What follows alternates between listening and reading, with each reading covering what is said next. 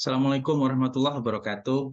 Selamat pagi para mahasiswa sekalian. Alhamdulillah pada kesempatan ini kita dapat bertemu meski secara maya ya. Jadi kita tidak bertatap muka secara langsung, tetapi menggunakan media video perkuliahan. Jadi karena kebetulan saya sedang berada di luar kota, maka saya membuat video ini. Kemudian saya berharap setelah nanti saya jelaskan, Anda semua itu kemudian bisa memahaminya dengan baik. Baiklah, jadi pada kesempatan ini saya akan memberikan penjelasan terkait dengan perkuliahan manajemen strategi. Ya, jadi kita akan melanjutkan materi kita terkait dengan manajemen strategi. Saya akan tampilkan terlebih dahulu materi kita.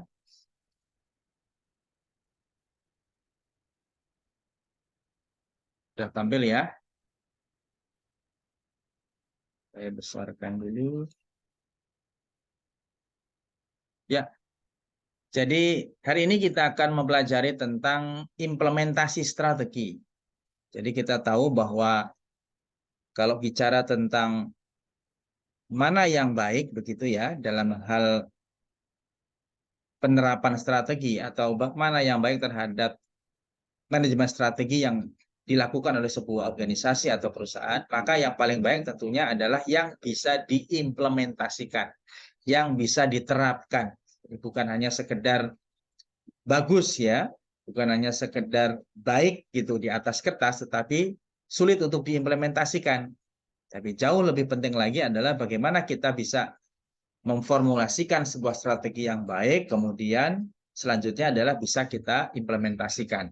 Nah, itu yang sebetulnya menjadi poin dari materi kita kali ini. Baik, saya akan mengawali ya penjelasan ini dengan prolog ya atau pendahuluan bahwa proses manajemen strategi itu pada dasarnya belum bisa dikatakan rampung atau selesai paripurna ketika perusahaan itu belum mampu merumuskan strategi apa yang akan ditempuh. Artinya apa? Kita bicara tentang manajemen strategik itu bicara bukan hanya dalam kurun waktu yang singkat atau hanya pada satu tahapan, ya. Tetapi ada capaian yang ingin diraih pada waktu yang selanjutnya. Kemudian kalau bicara tentang tahapan, ada banyak tahapan atau ada banyak tindakan yang harus dilakukan dalam rangka kita melakukan atau menerapkan sebuah strategi yang sudah ditetapkan. Jadi belum bisa selesai atau belum bisa rampung kalau itu kemudian bisa diterapkan begitu. Nah, selanjutnya adalah perusahaan masih harus menerjemahkan rumusan strategi tersebut dalam tindakan strategi. Jadi setelah ada rumusan, maka selanjutnya adalah apa tindakan-tindakan yang akan dilakukan.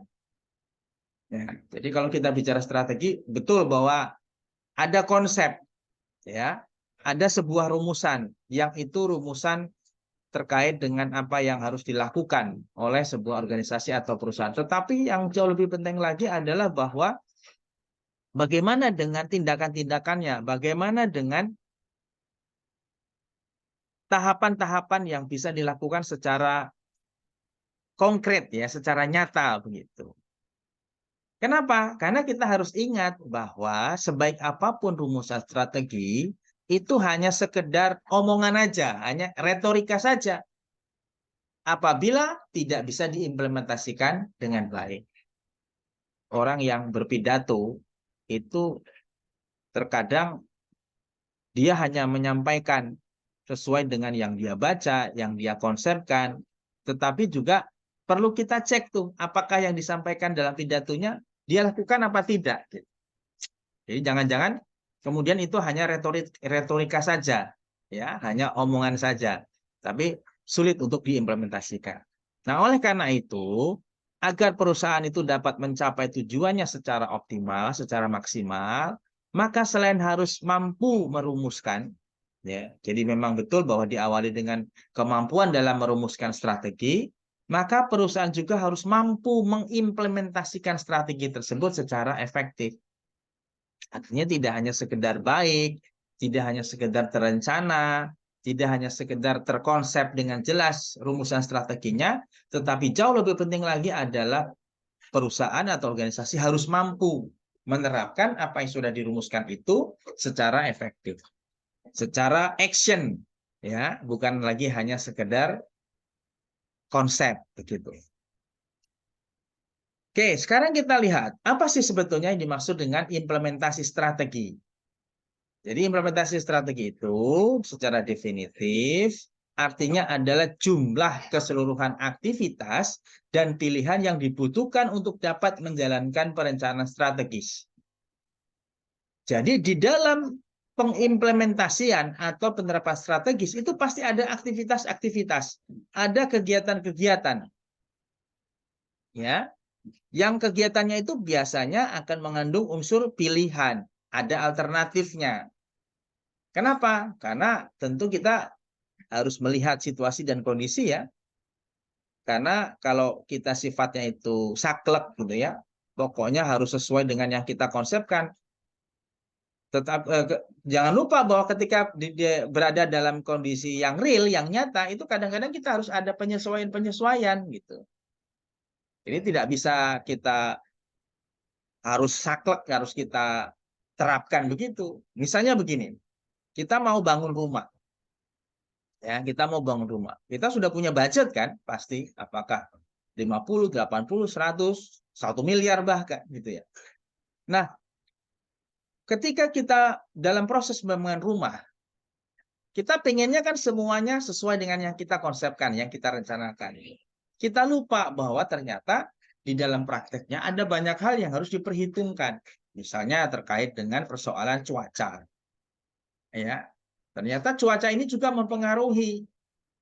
Misalkan yang tadinya itu tukangnya itu diharapkan dalam 30 hari selesai, tapi karena cuaca yang menghambat, akhirnya kemudian tidak 30 hari. Sehingga apa? Budgetnya juga lebih banyak ya. Mungkin yang tadinya harusnya full 1 hari bekerja si tukangnya, ternyata karena kondisinya tidak memungkinkan, hanya setengah hari. Ya, atau bahkan kurang dari itu. Begitu juga dengan yang lain-lainnya. Ya, sehingga kalau kita saklek dengan apa yang sudah kita putuskan dari awal rumusan, terus kemudian kita tidak memperhatikan kondisi yang ada di sekitarnya, maka yang terjadi nantinya adalah adanya stres tersendiri, ya, tekanan tersendiri ya atas apa yang sedang dilakukan. Jadi penting ya bahwa kita itu harus memilih, ada aktivitas, ada rumusan, ada aktivitas dan juga ada pilihan mana yang paling dibutuhkan supaya rencana strategis yang sudah dibuat itu bisa dilaksanakan. Nah, implementasi strategis itu sendiri merupakan proses di mana beberapa strategi dan kebijakan itu diubah menjadi tindakan melalui pengembangan program, anggaran, dan prosedur. Nah, tadi sudah saya sedikit ya berikan contoh ya. Jadi kalau dalam prakteknya, dalam kenyataannya ketika membangun rumah itu ada penyesuaian-penyesuaian, ya mau tidak mau. Bisa jadi misalnya begini, kita sudah anggarkan 100 juta misalnya dalam membangun rumah. Tapi ternyata apa lebih daripada itu, maka bisa jadi konsep awal rumah yang kita bayangkan secara ideal ada yang harus kita kurangi, ada yang harus kita sesuaikan begitu. Walaupun implementasi biasanya baru dipertimbangkan setelah dirumuskan, akan tetapi implementasi merupakan kunci sukses dari manajemen strategik.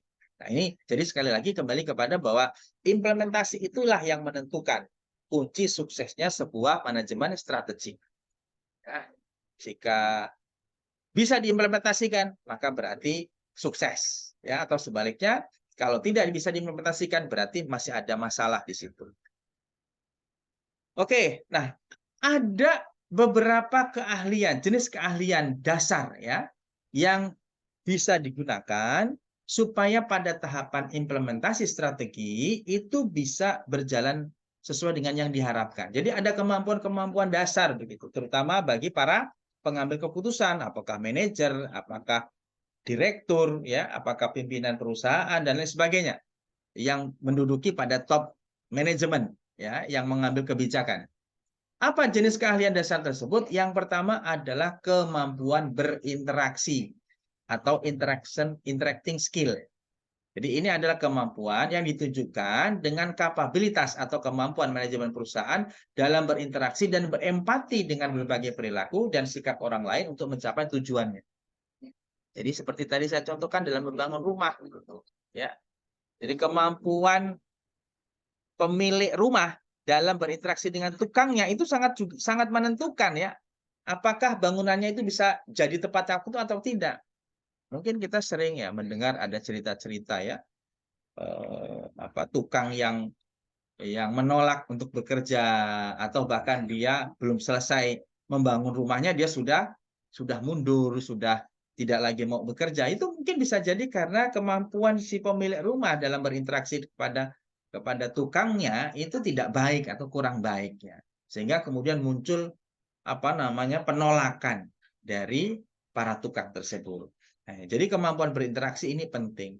Dan untuk mendukung supaya kemampuan berinteraksi itu baik adalah bagaimana kita menyampaikan pesan alias berkomunikasi.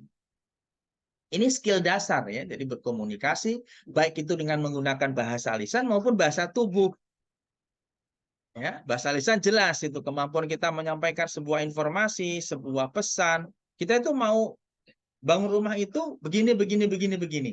Ya, rumah yang beradaptasi dengan lingkungan, rumah yang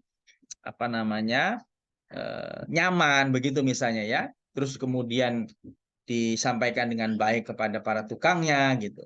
Jadi ketika seseorang itu mampu menyampaikan apa yang dia harapkan, maka kemungkinan orang yang berinteraksi dengannya juga akan sesuai gitu. Nah, termasuk juga bahasa tubuh. Ya, kemampuan dalam menggunakan bahasa tubuh. Kita kan tahu ya, bahkan bahasa tubuh ini biasanya powernya besar sekali ya, kuat sekali. Ya, kita menunjukkan gestur tidak suka, itu kemudian diterima oleh orang lain, itu agak sedikit berkonotasi negatif. Ya, berkonotasi negatif gitu. Intonasi suara yang kita gunakan. Juga itu sangat mempengaruhi seseorang akan mendukung apa yang sudah kita rencanakan. Nah, itu yang pertama, jenis keahlian dasar dalam tahapan pengimplementasian strategi. Yang kedua, apa itu? Kemampuan dalam mengalokasi atau allocation skill. Artinya kemampuan ini diperlukan dalam rangka menunjang kemampuan manajemen dalam menjadwalkan tugas-tugas, anggaran waktu, serta sumber daya lain secara efisien. Nah, allocation skill ini adalah kemampuan kita dalam menempatkan orang yang tepat ya pada tempat yang tepat atau menempatkan anggaran yang tepat ya sesuai dengan peruntukannya. Jadi ini kemampuan kita dalam menempatkan orang, mencari orang yang tepat, kemudian menduduki pada satu posisi tertentu, itu juga akan menentukan ya sejauh mana implementasi strategi itu berhasil atau tidaknya. Jadi kalau misalnya kita tahu ya, jadi kuncinya dalam menempatkan orang yang tepat pada tempat yang tepat itu adalah kita tahu tentang kompetensinya. Jadi kalau kita punya kemampuan melihat kompetensi seseorang, maka insya Allah kita pun akan bisa menempatkan orang tersebut pada tempat yang sesuai. Secara sederhana, kalau dalam konteks kita lihat secara skill atau kemampuan, itu bisa dilihat dari rekam jejaknya. Rekam jejak mungkin informasi terkait dengan pengalaman dia dalam melakukan sesuatu. Ya, seperti tadi membangun rumah tadi ya, tukang ini sudah puluhan tahun misalnya, sudah tahunan menjadi tukang, sudah banyak proyek membuat rumah yang dia lakukan. Kita sudah tahu nih rekam jejaknya. Atau kalau misalnya yang mau lebih pengelolaan secara manajerial misalnya ya, kita bisa lihat nih dia pendidikannya apa, ya, sertifikat kompetensi yang dimiliki apa. Nah, ini penting kita melihat itu semua sehingga ketika kita menempatkan orang-orang itu kemudian sesuai dengan kompetensinya. Jadi bukan persoalan suka atau tidak suka. Kalau seperti itu nanti namanya politisir ya. Jadi kita tahu ya dalam konteks ini kadang-kadang dalam kehidupan sehari-hari kita persoalan mempolitisir itu sudah apa ya, sudah umum mungkin. Nah, padahal itu sebetulnya sebuah hal yang tidak tepat ya, atau kurang tepat. Jadi yang harus kita lihat sebetulnya adalah meritokrasi. Ya, kita harus melihat sejauh mana kemampuan seseorang berdasarkan memang kompetensi yang dimiliki, ya, bukan karena kita suka atau tidak suka. Itu jenis keahlian dasar yang kedua dalam tahapan mengimplementasikan strategi. Kemudian jenis keahlian dasar yang ketiga dalam mengimplementasikan strategi adalah kemampuan dalam memonitoring, mengawasi atau monitoring skills ya. Jadi kemampuan ini meliputi kapabilitas perusahaan dalam menggunakan informasi secara efisien untuk memperbaiki atau menyelesaikan berbagai masalah yang timbul dalam proses implementasi. Jadi kemampuan dalam mengawasi ini juga adalah bagian yang penting yang tidak bisa kita hilangkan. Bahkan kemampuan ini kemampuan yang bersifat controller, ya, menjadi pengontrol, menjadi pengawas, yang nantinya akan melihat apakah ini sudah tepat atau belum.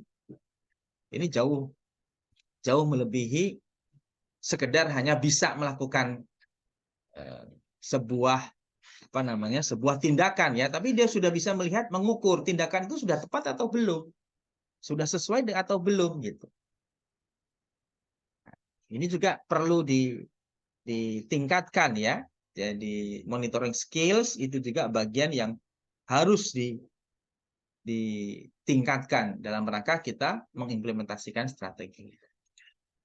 Nah, yang keempat, yang terakhir, jenis keahlian dasar yang juga seharusnya dimiliki oleh para manajer atau top level, top management, ya, itu adalah kemampuan dalam mengorganisasikan atau organizing skills.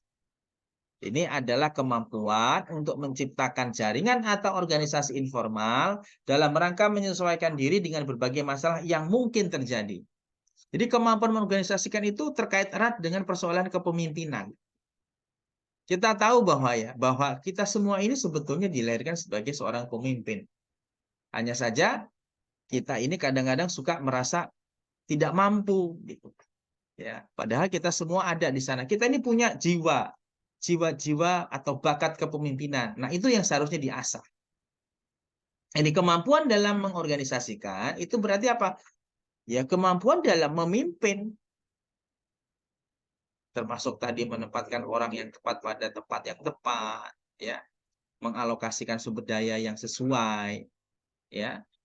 Kemudian juga bisa mengajak orang, memotivasi orang untuk kemudian menuju pada satu titik tujuan yang sama. Itu termasuk bagian dari kemampuan mengorganisasikan. Gitu. Jadi kalau ini kemudian bisa diterapkan, maka sesungguhnya implementasi strategi yang maksimal itu bukan hanya sekedar retorika. Ya. Nah, ini penjelasan yang lebih konkret ya. Jadi ada beberapa kemungkinan ya terkait dengan perumusan strategi dengan implementasi strategi. Secara sederhana ini Thomas V. Bonoma ya dalam bukunya Marketing Edge, The Marketing Edge, Making Strategies Work yang diterbitkan tahun 1980 membuat matrik, ada 4 matrik di situ. Ya, ada bagian atas namanya formulasi strategi, ada baik ada buruk, kemudian yang sebelah kiri ada implementasi strategi, juga baik atau buruk. Apa maknanya matrik ini? Ini sebetulnya bicara tentang kalau formulasi strateginya bagaimana, maka implementasinya antara formulasi dengan implementasi strategi itu harus nyambung. Sehingga dampaknya tentu akan muncul sesuai dengan apa yang sudah digariskan, yang sudah ditetapkan. Kita lihat satu persatu ya. Jadi yang pertama penjelasannya adalah ini pada bagian sukses. Sukses ini adalah hasil yang paling diinginkan oleh perusahaan atau organisasi. Kapan itu terjadinya? Terjadinya manakala perusahaan itu mampu melakukan formulasi strategi secara baik, ini ya, jadi formulasinya baik, dan juga didukung atau diiringi dengan implementasi strategi yang baik. Jadi kalau formula baik, implementasi baik, maka dia bisa sukses.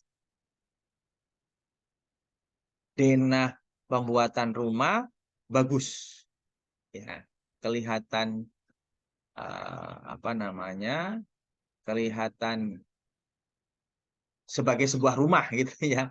Jadi karena kita bicara tentang desain tentu macam-macam ya. Artinya di situ terlihat dengan jelas berapa ukuran rumah, berapa ukuran kamar, ya, ruang tidur, ruang tamu, kamar mandi, dapur dan seterusnya itu jelas gitu. Berarti apa? Formulasinya baik tuh. Formulasi strateginya baik. Nah, ketika dieksekusi, eksekusinya pun, implementasinya pun baik. Apa masuknya? Milih mencari tukangnya juga yang sudah punya pengalaman dalam membangun rumah. Jangan tukang yang asal-asalan misalnya. Ya. Kemudian juga si pemilik rumah, calon pemilik rumah ini memberikan kompensasi yang sesuai sehingga kemudian ada motivasi itu dari karyawannya. Jadi formulasinya baik, kemudian implementasinya baik, maka tentu hasil yang baik pun akan bisa dicapai. Kemudian yang kedua nih, yang bersifat roulette. Roulette itu maknanya kalau Anda mungkin tahu ya, ada Russian roulette. Itu permainan dari Rusia ya. Jadi dia memutar sebuah lingkaran yang di situ berisi ada beberapa pilihan apa, tindakan yang harus dilakukan. Tapi juga ada ininya ya, ada apa itu namanya, ada tantangannya. Biasanya dilempar pisau begitu biasanya. Nah, roulette di sini adalah situasi di mana strategi yang diformulasikan, jadi strateginya itu sebetulnya kurang baik lah, buruk gitu ya. Ya, tetapi hasilnya tidak terlalu mengecewakan. Kenapa? Karena perusahaan mampu mengimplementasikan strateginya dengan baik. Mungkin denahnya nggak baik tuh, denah rumahnya itu loh. Kita kembali ke membuat rumah tadi ya. Denahnya nggak bagus gitu. Mungkin ada ketidakjelasan terhadap ukurannya, gambarnya juga mungkin tidak menggunakan komputer gitu ya, yang sudah secara nyata itu kita bisa lihat, kita saksikan. Tetapi kemudian dalam apa namanya, dalam penerapannya, implementasinya itu baik. Misalnya dia menggunakan apa namanya itu tukang yang memang kompeten gitu, tukangnya bagus ya. Kemudian mereka diberikan kompensasi yang sesuai gitu. Ya sehingga kemudian hasilnya juga ya tidak terlalu mengecewakan meskipun formulasinya tidak atau kurang baik. Ya, itu posisi matrik yang kedua yaitu roulette. Nah, yang ketiga adalah yang disebut dengan trouble. Nah, trouble posisinya di sini ya, di bagian bawah. Ini adalah situasi di mana strategi perusahaan sebenarnya diformulasikan dengan baik. Jadi formulasinya baik sebetulnya di sini. Tetapi strateginya itu tidak sesuai, buruk gitu. Kacau bahkan ya. Karena apa? Karena manajemen perusahaan tidak bisa mengimplementasikannya dengan baik. Tadi saya sudah memberikan contoh ya. Jadi kalau ada di denah rumah, itu jelas di situ ukurannya berapa kali berapa kalau mau membangun kamar gitu ya, ruang tamu, kemudian ruang keluarga, dapur, kemudian kamar mandi misalnya ya. Tapi kemudian dalam pengimplementasiannya itu merekrut tukangnya asal-asalan. Ya, asal-asalan nih. Pokoknya tidak dilihat dia punya pengalaman pernah bangun rumah di mana berapa banyak begitu misalnya ya. Sehingga kemudian banyak yang bocor di situ. Bahan semennya berlebihan ya. Kemudian tidak ada motivasi dari si tukangnya untuk segera menyelesaikan bangunan yang sudah ditetapkan. Ya, pokoknya kacau. Ini pasti tidak akan optimal. Entah kemudian anggarannya semakin besar ya, atau waktu yang tadinya itu sudah ditetapkan bisa molor gitu. Itu yang terjadi. Ya, jadi pada posisi yang trouble begitu. Di sini posisinya trouble. Nah, yang keempat adalah pada posisi failure. Ya, failure ini merupakan hasil yang paling buruk. Jadi formula strateginya buruk dan juga implementasinya buruk. Jadi sama-sama buruk nih. Buruk, buruk. Akhirnya apa? Gagal. Bikin rumah denahnya nggak ada. Konsep berapa-berapa ukurannya tidak ada. Saya cuma ngomong, saya mau bikin rumah nih. Ya, di tempat ini saya mau bikin rumah, tapi tidak ada gambarannya. Itu rumahnya seperti apa, ukurannya berapa, tidak ada. Ditambah dengan tukang yang diambil, ya tukang yang asal-asalan. Ya, ya pokoknya misalnya ada orang yang kelihatan nganggur diambil gitu ya, dijadikan sebagai tukang untuk bangun rumah. Ya kacau. Pasti nggak akan jadi, itu nggak akan selesai. Ya, oleh karena itu maka mana yang harusnya kita pilih? Ya kalau mau yang baik itu adalah yang pertama tadi, yang sukses tadi ya. Formulasi strateginya itu baik, implementasinya baik. Tentu di dalamnya ada tindakan-tindakan, ada unsur-unsur yang harus dipenuhi begitu. Ya. Atau setidaknya ya, mungkin formulasinya kurang baik tetapi pengambilan ya atau penerapan dari implementasi strategi tersebut bisa dilakukan dengan baik. Nah, ya, jadi tadi terkait dengan persoalan implementasi strategi itu adalah kita bicara tentang bagaimana kita menerapkan strategi yang sudah dirancang, yang sudah dirumuskan dan bisa kemudian dilaksanakan. Nah, itu saja saya kira penjelasan saya terkait dengan materi implementasi strategi. Ada beberapa slide lagi yang sebelumnya sebetulnya masih ada ya, tapi tidak perlu saya jelaskan karena itu menurut saya yang paling pokok, yang sesungguhnya pada poinnya adalah kita harus bisa me,